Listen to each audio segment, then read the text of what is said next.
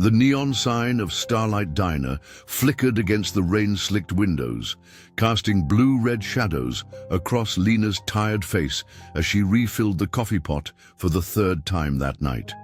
The clock on the wall read 2:17 a.m., that dead zone between the midnight stragglers and the pre-dawn truckers when time seemed to stretch like taffy. "Just keep moving," she whispered to herself, tucking a strand of hair behind her ear with hands that bore tiny burns from years of carrying 2 hot plates. Her uniform, once crisp white and blue, now hung slightly loose on her frame, a silent testament to meals skipped to save money. The envelope in her pocket felt impossibly heavy. The final notice, printed in bold red letters, had arrived that morning. 3 months behind on rent, the landlord's patience had worn thinner than the soles of her shoes. Before we jump back in, tell us where you are tuning in from, and if this story touches you, make sure you are subscribed. Because tomorrow, I have saved something extra special for you. The bell above the door chimed, pulling Lena from her thoughts. She instinctively straightened her posture and summoned a smile. The kind that never quite reached her eyes, but fooled most customers into thinking she was just fine. "Be right with you," she called out, voice carrying a warmth her bones no longer felt. Lena's movements were a well-rehearsed dance, coffee pot in one hand, order pad in the other, weaving between. Tables with practiced grace. Each shift blurred into the next, an endless marathon of "what can I get you?" and "refill, hon?" The diner had become both her prison and her sanctuary. Last night, she'd found herself staring at her reflection in the bathroom mirror, barely recognizing the hollow-eyed woman looking back. 28 years old and already worn down by life's grinding wheels. Her mother's voice echoed in her head. "You've got so much potential, baby girl." What would she think now? The tips jar sat, half empty by the register, a few crumpled bills and scattered coins that wouldn't stretch far enough. Not for rent, not for the electricity bill with its threatening red stamp, not for the medication her grandmother needed. "Order up." The cook's voice cut through her thoughts. Lena grabbed the plates, each one a small mountain of comfort food, for someone else. Her own stomach tightened with familiar hunger, yet something in her refused to break. Perhaps it was stubbornness, perhaps it was hope, that fragile, flickering thing that somehow survived each disappointment like a match flame in a storm. She placed the plates before an elderly couple, their eyes lighting up at the sight of warm food. The woman reached out, her weathered hand gently catching Lena's wrist. "Thank you, dear. You always remember the extra gravy." Something about the simple gratitude made Lena's throat tighten. She nodded, not trusting her voice. Back at the counter, she counted the hours until dawn. Her feet ached in protests that traveled up her calves into her lower back, a symphony of pain she'd learned to ignore. The rent notice crinkled in her pocket with every movement, a paper reminder of impending disaster. Still, she poured another cup of coffee, offered another smile. Tomorrow would come whether she was ready or not. The world kept turning, indifferent, to one waitress's struggles, but Lena kept moving too. One foot in front of the other, one breath after another, one moment at a time, because beneath the exhaustion and worry, beneath the too thin uniform and practiced smile, something resilient refused to surrender to midnight's darkest blues. Rain pounded the pavement like artillery fire, turning the night into a blurry battlefield of shadow and storm. The diner's windows rattled with each thunderclap, as if heaven itself was threatening to shatter the fragile shelter within. Lena wiped down the counter for the 5th time that hour, her eyes constantly drifting to the tempest outside. Nobody in their right mind would be out in weather like this. The bell above the door jingled violently as wind forced its way inside, carrying with it a man whose presence seemed to bend beneath an invisible weight. Water cascaded from his worn canvas jacket, pooling around boots that had marched through far worse than tonight's storm. His face remained partially hidden beneath a soaked ball cap, but Lena caught the 1,000-yard stare of eyes that had witnessed things no soul should bear. He hesitated at the threshold, as if uncertain whether he belonged in the warmth. His fingers trembled, not just from cold, but with the subtle rhythm of a man fighting demons only he could see. As he shifted his stance, metal clinked beneath his collar. Dog tags, the same kind her uncle had worn until the day they buried him. "Sir," Lena called gently, "come in before you float away." The man approached the counter with military precision, despite his weathered appearance.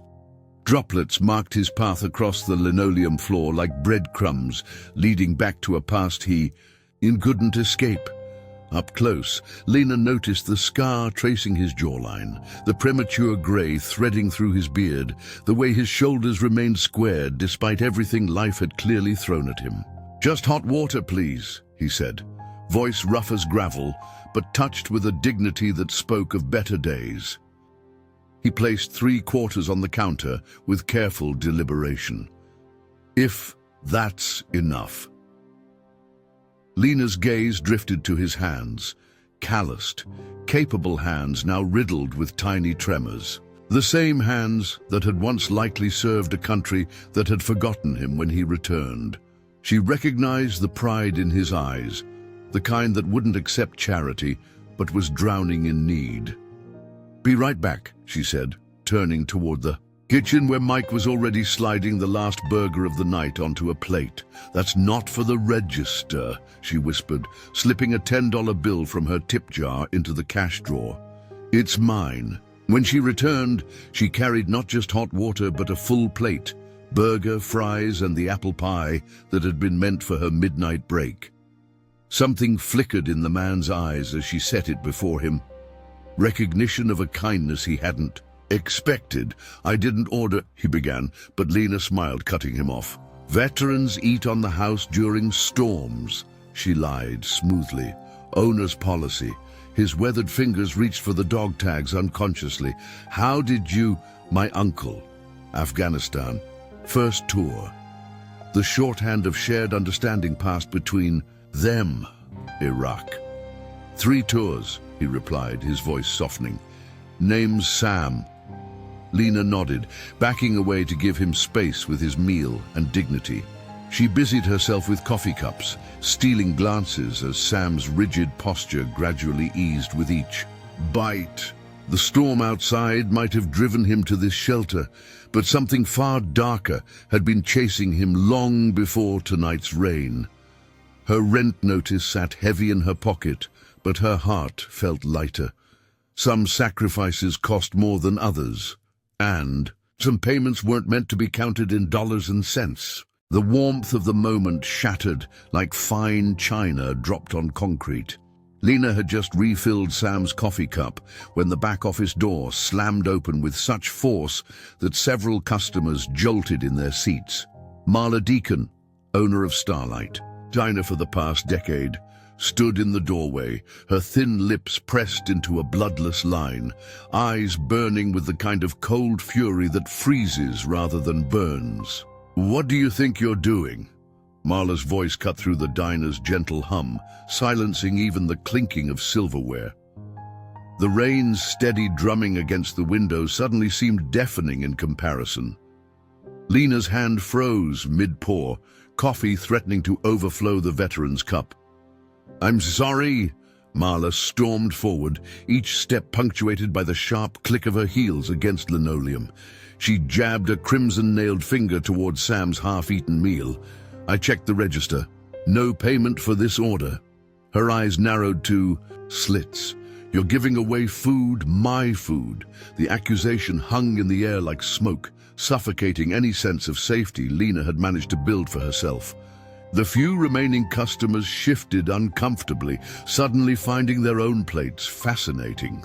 "No, I paid for it myself," Lena explained, her voice steady despite the tremor building in her chest. "I put my own money in the register.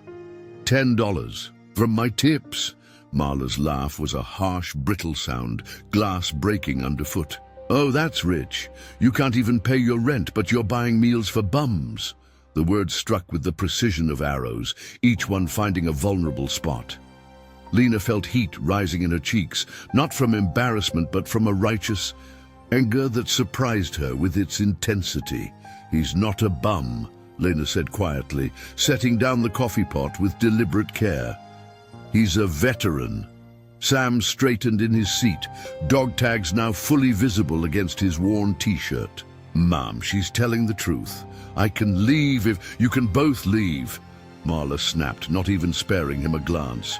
I've seen your type before, spinning sad stories to get handouts. And you, she whirled back to Lena, I've overlooked your tardiness. I've ignored the till coming up short. I've even looked the other way when you've snuck food to street kids. But this is the final straw. The till has never been short, Lena protested, her voice rising despite herself. Not once in 3 years. Empty your locker. The words exploded from Marla, spit flying from her lips. You're fired right now. Time seemed to slow as the declaration echoed through the diner.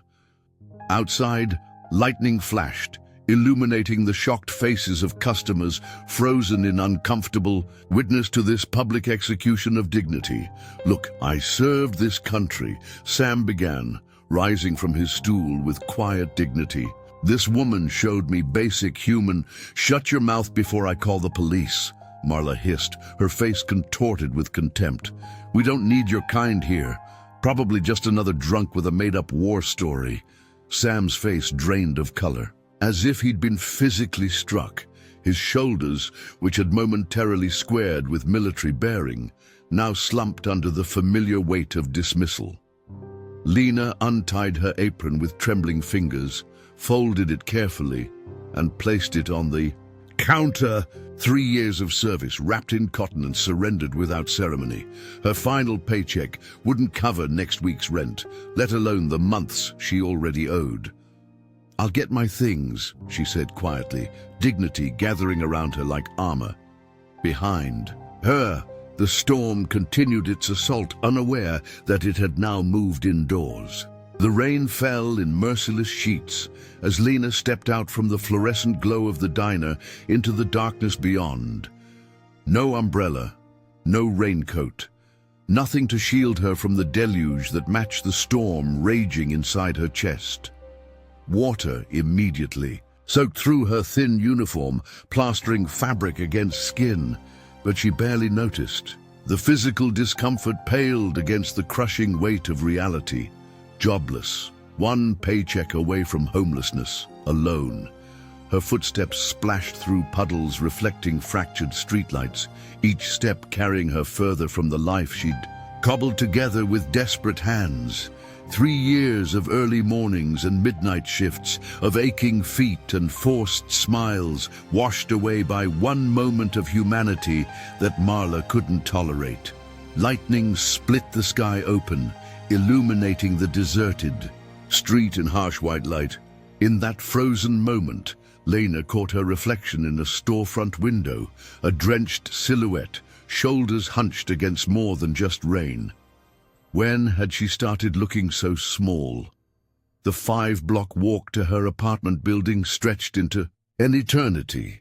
By the time she reached the crumbling brick structure, the storm had worked its way into her bones. Her fingers trembled as she fumbled with the key to the outer door, its lock perpetually sticking as if the building itself was reluctant to welcome its inhabitants. 3 flights of stairs, no elevator, each step a leaden reminder of gravity's pull.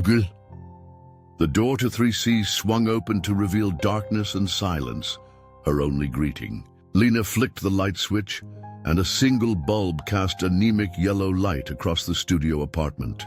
One room, a mattress on the floor, a folding table with a single chair, a hot plate, a mini fridge that hummed too loudly in the emptiness. The space felt colder than the rain outside. Water dripped from her clothes onto the worn linoleum as she stood frozen in the doorway. reality crashing down with the force of the thunder that shook the window frame. Her eyes drifted to the stack of bills on the folding table, their red final notice stamps like accusatory eyes staring back at her. The walls seemed to inch closer, threatening to collapse into the hollow space opening inside her chest. One job, that was all she'd had. One fragile thread connecting her to survival, now severed by Marla's sharp words. Lena peeled off her soaked uniform, the fabric reluctant to release her skin, as if it too wasn't ready to admit the truth. She pulled on her only pair of sweatpants and a faded t-shirt before sinking onto the edge of her mattress, the springs groaning beneath even her slight weight. In the silence, broken only by the rhythm of rain against glass, Sam's face materialized. In her memory, the quiet dignity, the surprise when kindness appeared unexpectedly, the way his eyes had softened when he said, "Thank you." Two simple words carrying the weight of genuine gratitude. "I did the right thing," she whispered to the empty room, her voice barely audible above the storm's rage. The words hung in the air, fragile but undeniable. Her grandmother's voice floated up from childhood memories. "Doing right doesn't guarantee an easy path, child. Just means you can sleep knowing your soul's intact." Lena's gaze drifted to the ceiling, water stains spreading like continents across its surface. Outside, the storm continued its assault, unaware that within these thin walls, something unbreakable remained. She had nothing left but those quiet words of thanks and the certainty that even as the world crashed down around her, her soul remained intact. Sunlight filtered through threadbare curtains, casting weak patterns across Lena's face as she stirred from restless dreams. For one blessed moment, the previous night seemed like just another nightmare, until reality crashed back with merciless clarity. No job, no future, no plan. She pressed her palms against her eyes, willing herself to face the day when a deep, thunderous vibration shook the entire apartment. Picture frames rattled against the wall. The water glass on her folding table danced dangerously close. To the edge, the sound grew louder, a rhythmic mechanical roar that seemed to press against the windows with physical force. Not thunder, something else. Lena bolted upright, confusion cutting through her morning fog. The noise intensified, building to a deafening crescendo that made the floorboards tremble beneath her bare feet. Heart pounding, she rushed to the window and yanked the curtains aside. What she saw froze her breath in her lungs. Two massive military helicopters, their black forms sleek and menacing against the morning sky, were descending toward the parking lot directly across from the diner. Massive rotors sliced through the air, whipping trees into a frenzy and sending loose debris skittering across the pavement. Even from 3 stories up, she could feel their raw power vibrating through the glass. What on earth? The words escaped in a whisper, barely audible even to herself. The street below had transformed in minutes. People emerged from buildings, from cars, from nowhere, gathering at a safe distance, faces upturned in collective awe as the helicopters touched down with surprising grace for such behemoths. Phones were raised, capturing the surreal scene unfolding in their ordinary neighborhood. Lena pressed closer to the window, her breath fogging the glass. This couldn't possibly have anything to do with her, could it? Then she saw them, soldiers in full uniform, pouring from the helicopter's sides like a coordinated wave, moving with disciplined precision. Their expressions were unreadable, their purpose unclear, but their destination was unmistakable. Starlight Diner. Something electric shot through Lena's veins. Not quite fear, not quite hope, but a crackling anticipation that demanded action. Without conscious thought, she was pulling on yesterday's still damp jeans, shoving feet into shoes, grabbing her coat from its hook by the door. 3 flights of stairs passed in a blur. She burst onto the street, joining the growing crowd of spectators who parted instinctively at her urgent approach. The helicopter's engines had powered down, but the air still thrummed with their residual energy, making ordinary reality seem suddenly paper-thin. Across the street, Marla stood in the diner's doorway, her face a portrait of bewilderment as uniformed. Men and women formed a perimeter around her business. The morning sun glinted off polished buttons and insignia, turning ordinary fabric into something almost royal. Then, from the larger helicopter, a figure emerged, someone clearly in command. The crowd's murmurs intensified, phones raised higher. Even from this distance, Lena could sense the authority radiating from this person's bearing. "Hey," a voice beside her said. "Isn't that—" Before the sentence could finish, Lena caught sight of another familiar face among the uniformed personnel. Her heart stuttered in her chest, disbelief warring with the evidence before her eyes. Sam, but not the Sam from last night, not the rain-soaked, humble figure seeking shelter from the storm. This Sam stood tall in full military dress, his shoulders squared, his posture radiating authority as he conferred with the commanding officer. The world tilted beneath Lena's feet as fragments of possibility rearranged themselves in her mind, like pieces of a kaleidoscope, forming patterns she couldn't yet comprehend. The crowd's hushed whispers rippled like waves as a commanding figure emerged from the helicopter's shadow. Colonel Elena Ramirez, her name whispered with reverence through the gathering, moved with the measured confidence of someone accustomed to having every eye in the room fixed upon her. Her uniform, adorned with medals that caught the morning light like stars, told a story of service and sacrifice few civilians could comprehend. But it wasn't the colonel who made Lena's breath catch in her throat.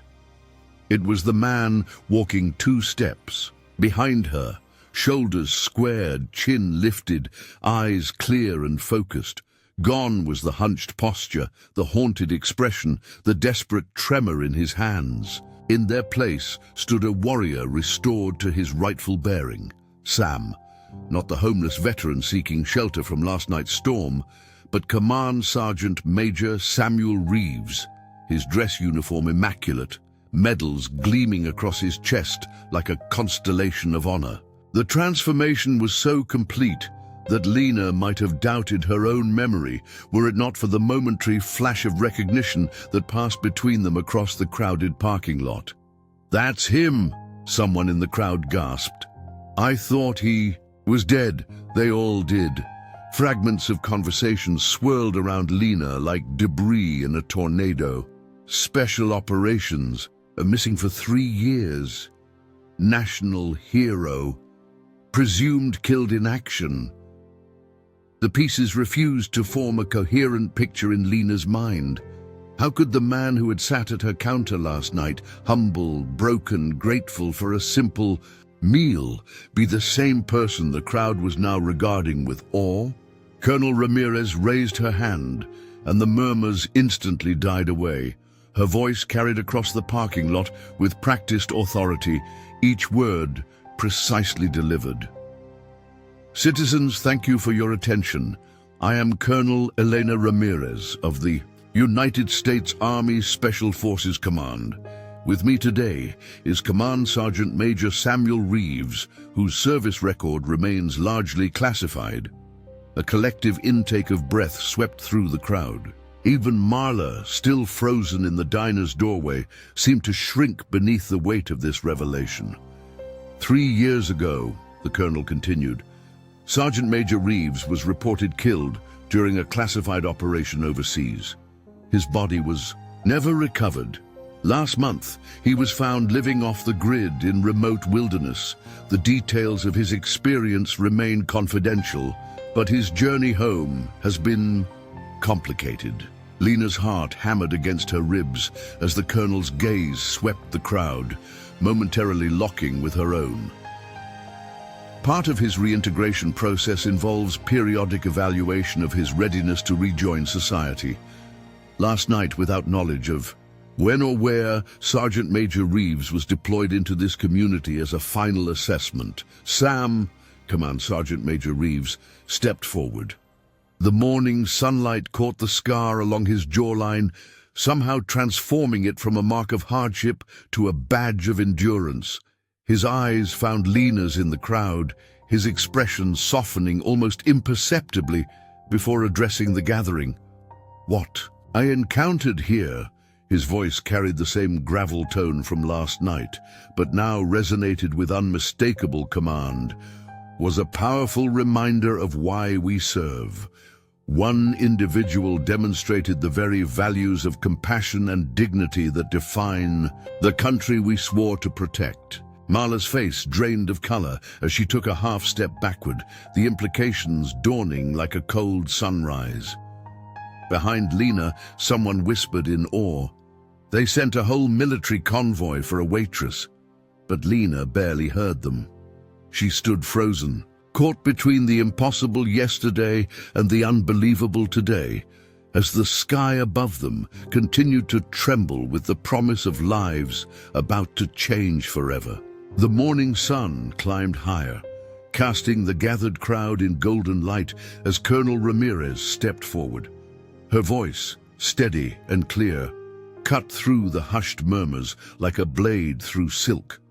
The parking lot had transformed into an impromptu stage, with military personnel standing at attention while civilians pressed closer, captivated by the unfolding drama.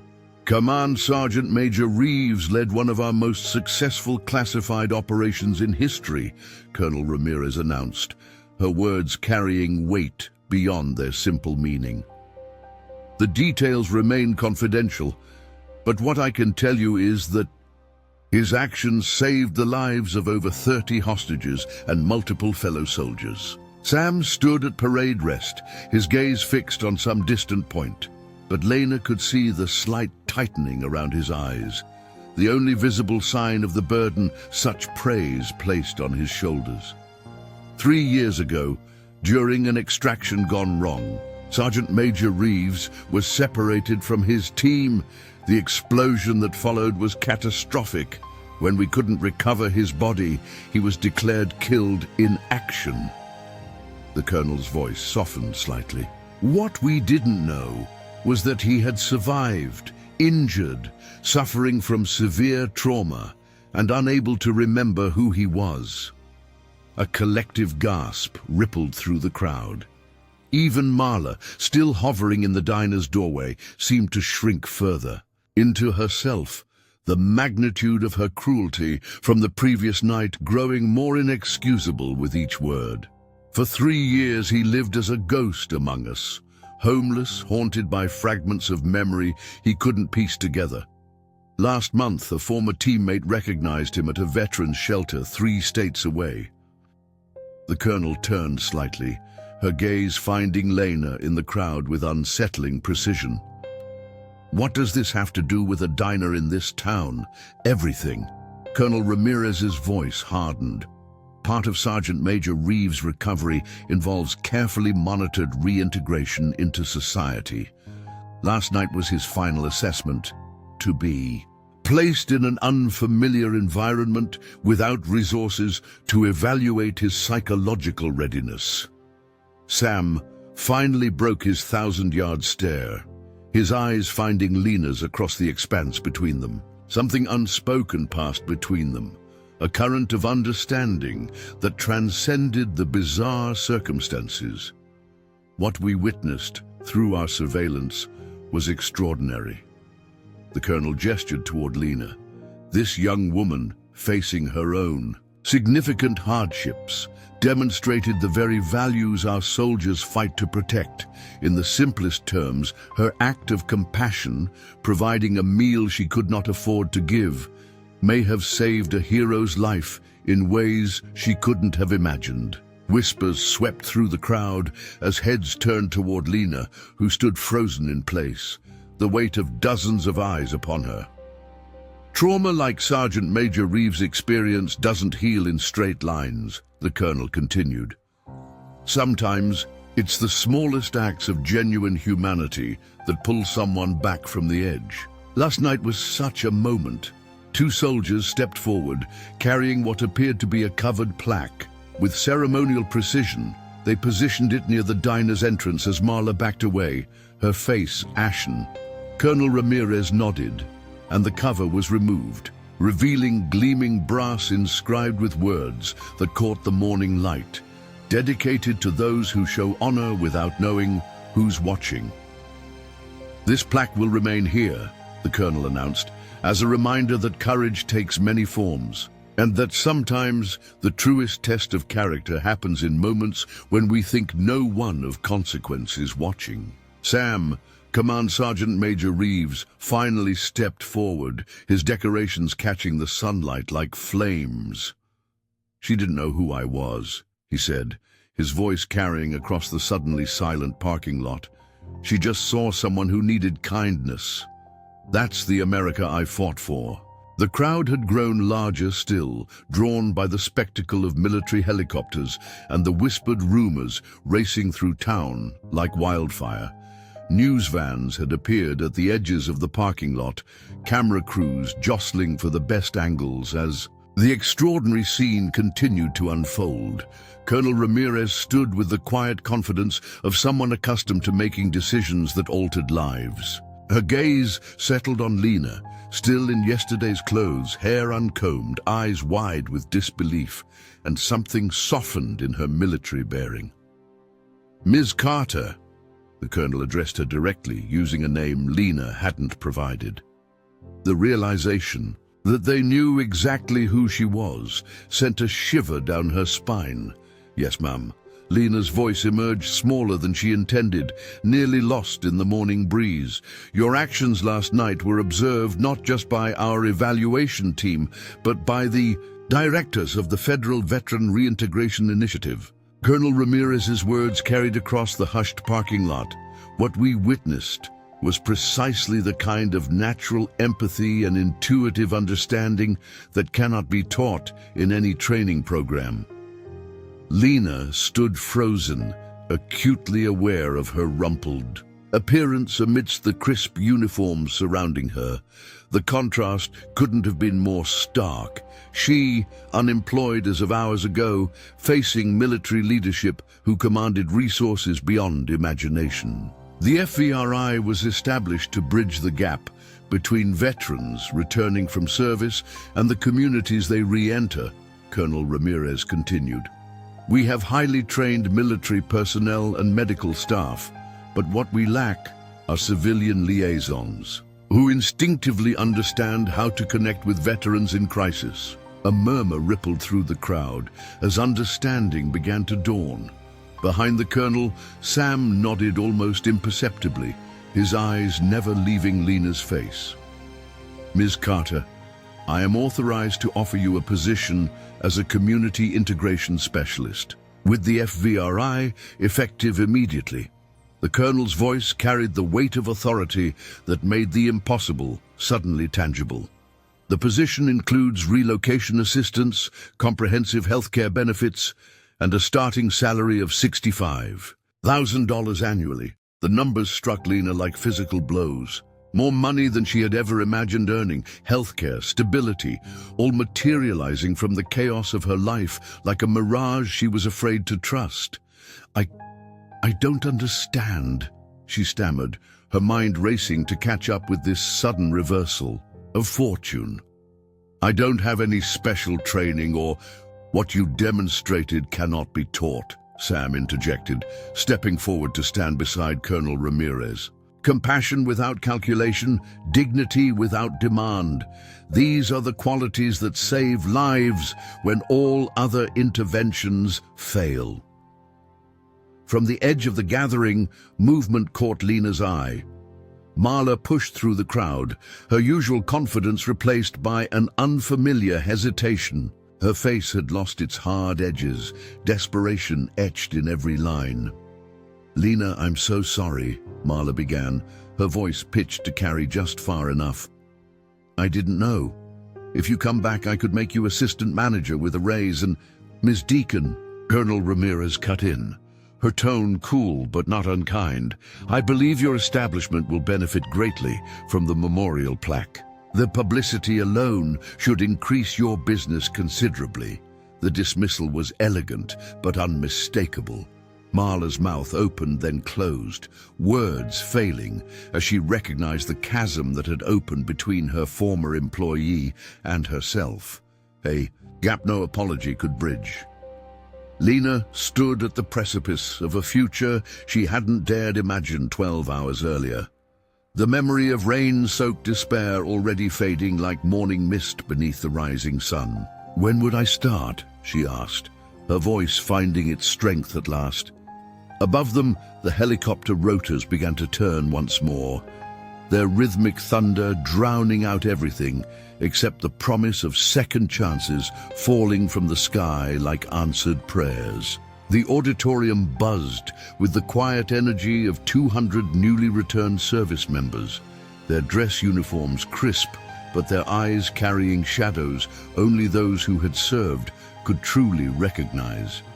Lena stood in the wings, clipboard pressed against her chest like armor, watching the crowd with a mixture of awe and responsibility that still felt new against her skin. 6 weeks had transformed her life with the breathtaking speed of a hurricane. The threadbare apartment was now a memory, replaced by a government-subsidized condo with actual furniture.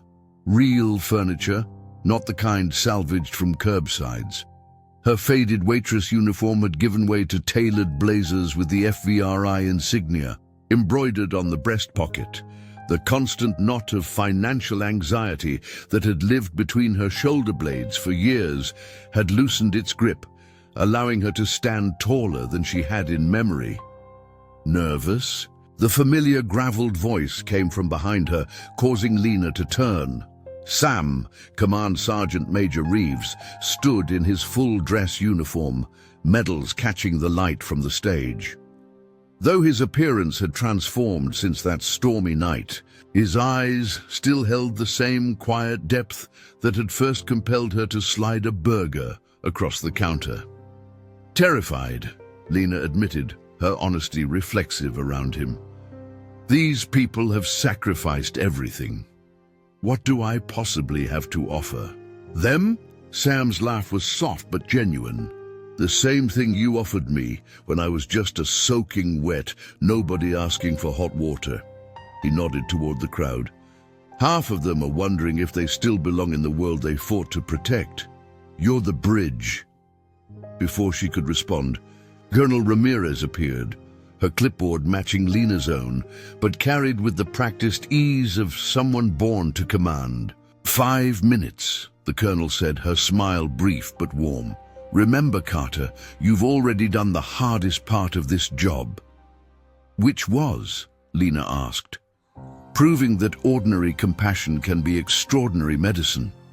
With that, the colonel turned toward the stage, signaling to the technical crew.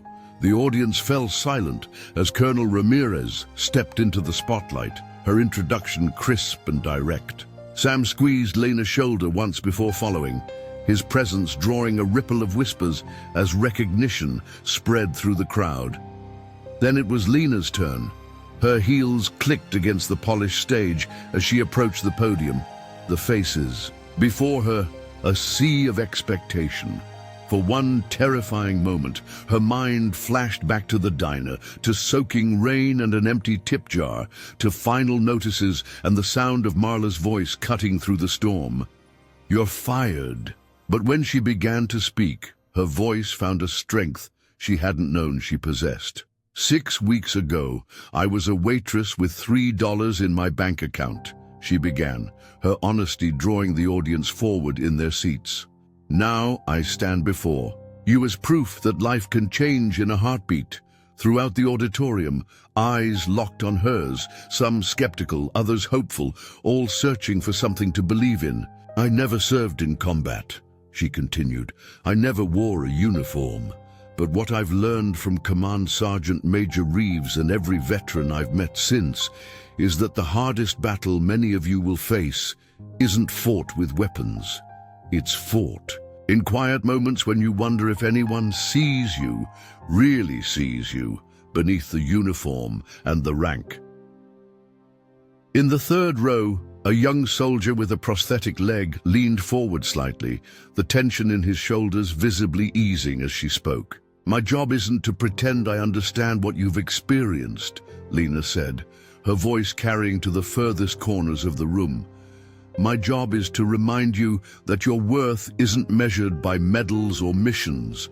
Sometimes it's measured in moments of simple human connection, a meal shared, a hand extended, a story heard." Sam stood at attention at the edge of the stage, but his eyes held a gleam that spoke of pride, untethered from military bearing. Lena's clipboard lay forgotten on the podium as she stepped away from the microphone, her hands open in a gesture of invitation rather than command. "So let's begin there," she said, "not as heroes and civilians, but as humans finding our way home together." The evening sun cast long shadows across the military base as Lena gathered her materials after another successful outreach session. Empty coffee cups and half-filled notepads scattered across the conference table told the story of progress. Veterans opening up, connections being forged, invisible wounds beginning their slow march toward healing. Her new life still felt like a dream some mornings, but moments like these anchored her to this unexpected reality. "Good work today." Sam's voice came from the doorway, his uniform exchanged for casual civilian clothes, a transformation that still startled her sometimes. In these moments, glimpses of that rain-soaked stranger from the diner would resurface, a ghost superimposed over the decorated officer. "Thanks," Lena smiled, tucking a strand of hair behind her ear. "I think we're actually making a difference." Sam hesitated, something uncharacteristic in his usually confident demeanor. His hand moved to his pocket, fingers touching something hidden there as if ensuring it remained safe. "I've been carrying something," he said finally, crossing the room, with measured steps. "Something I should have shown you weeks ago, but the timing never felt right." Lena's hand stilled over her papers, something in his tone commanding her full attention. "What is it?" From his pocket, Sam withdrew an envelope. Not crisp military correspondence, but something weathered and worn, its edges softened by constant handling. It had been folded and unfolded so many times that the creases had begun to tear. "The night at the diner," Sam began, his voice dropping to that graveled whisper she remembered from their first encounter. "I didn't just walk away with a full stomach." He held the envelope toward her with a reverence that made her heart quicken. "I walked away with this." With careful fingers, Lena accepted the offering, unfolding it to reveal a simple diner receipt, $9.78 for a burger, fries, and pie. Her own handwriting crawled across the bottom in blue ink, a hasty scrawl she didn't immediately recognize. "Stay warm. You matter." 4 simple words she had no memory of writing, likely dashed off in the mechanical rhythm of a busy shift, one small gesture among thousands. Yet Sam had preserved it like a sacred text, carrying it through whatever darkness had claimed him. "After that night, I don't even remember," Lena began, her voice catching. "I know," Sam nodded, his eyes holding hers with intensity that transcended rank and ceremony. "That's what made it powerful. You didn't write it for Command Sergeant Major Reeves. You wrote it for a soaking wet nobody you thought you'd never see again." The fluorescent lights of the conference room suddenly seemed too harsh, too revealing, as something cracked inside Lena's carefully maintained composure. "There were nights," Sam continued, his voice barely audible, "when I couldn't remember my own name, couldn't remember my training, couldn't remember why I should keep fighting to find my way back. But I'd take out this receipt and read those words, and something would steady." Lena's vision blurred as unexpected tears pooled and fell. The receipt trembled in her fingers, just cheap thermal paper, already fading in places, somehow transformed into something sacred by the weight of its impact. "It was just a note," she whispered, her voice finally breaking under the weight of understanding. "I probably wrote dozens like it. Maybe," Sam acknowledged, his own eyes suspiciously bright. "But this one found its way to someone who needed it enough to carry it across an ocean of darkness." Without warning, the carefully constructed walls of Lena's professional demeanor crumbled completely. Her shoulders shook as tears flowed freely, not from sadness, but from the overwhelming realization that the ripples of one small moment had traveled farther than she could have ever imagined. Sam's hand found her shoulder. Steady and grounding, the command sergeant major and the homeless veteran, the waitress and the program director, all existing simultaneously in one moment of perfect understanding. "Some people save lives with weapons or medicine," he said quietly. "You saved mine with a hamburger and 4 words on a receipt." Outside, the bass continued its regimented rhythm, but in that room, time seemed suspended around the weight of a single truth, that sometimes the smallest acts of kindness travel the greatest distances. The camera's red light blinked steadily as Lena took a deep breath, her hands clasped before her to hide their slight tremor. Behind her, Sam stood at parade rest, a silent guardian, as she prepared to address an audience she couldn't see but somehow felt connected to across the invisible divide.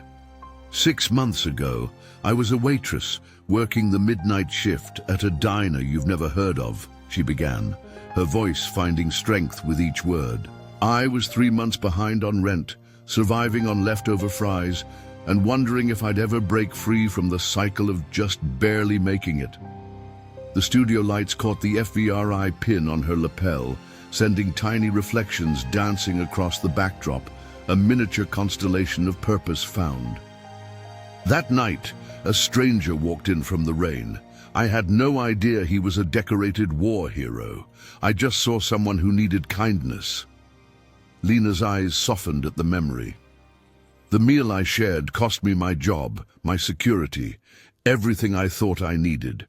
To survive," she leaned forward slightly as if closing the distance between herself and whoever might be watching. "What I didn't know then, what none of us ever knows, is who we're really helping when we choose compassion. The homeless man might be a hero in disguise. The struggling student might be tomorrow's leader. The elderly neighbor might hold wisdom that could change your life." Sam shifted almost imperceptibly behind her, a silent affirmation of truth spoken. "I'm not standing here because I did something extraordinary," Lena continued, her voice gaining quiet urgency. "I'm here because ordinary kindness, offered without expectation, creates ripples that travel further than we can possibly imagine." She unfolded the weathered receipt, now preserved in a simple frame, and held it toward the camera.